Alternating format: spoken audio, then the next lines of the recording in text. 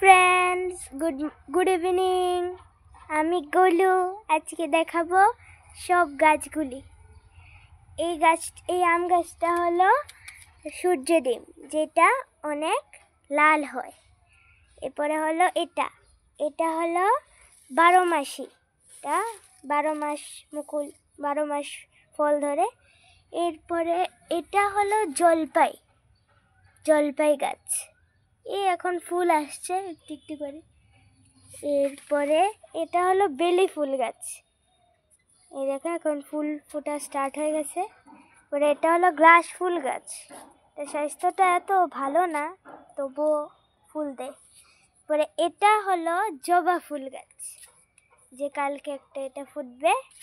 তারপরে হলো জাম্বুরা গাছ, দেখেন জাম্বুরা গাছ। এবারে এটা হলো হাড়িভাঙ্গা, তার স্বাস্থ্য অনেক খারাপ। এরপরে আছে এখানে এই দুইটা হলো মুসাম্বি। এরপরে আমি এখানে টমেটো গাছ লাগিয়েছিলাম, দেখেন টমেটো ধরে আছে, এই টমেটো ধরে আছে। এরপরে এখানে হলো বড়ই গাছ, এটা আমার বাবা প্রুনিং করে দিয়েছিল, এটা আবার নতুন পাতা এসেছে, সবগুলি করে দিয়েছিল, নতুন পাতা আসছে। এরপরে এগুলি হলো পেঁয়াজ, এই যে পেঁয়াজ, এই যে আপনাকে দেখাই, এই দেখেন পেঁয়াজ, কতগুলি পেঁয়াজ হয়েছে। এরপরে পরে আছে লেবু, লেবু ফুল এসেছে, এটা কি আছে। এরপরে আছে ব্রুনাই কিং, এটা এখন নতুন পাতা এসেছে, এই দেখেন নতুন পাতাগুলি। পরে এটা হলো ব্যানানা ম্যাঙ্গো, তার আমগুলি একদম ব্যানানার মতো লম্বা হয়। এরপরে এটা হলো কমলা,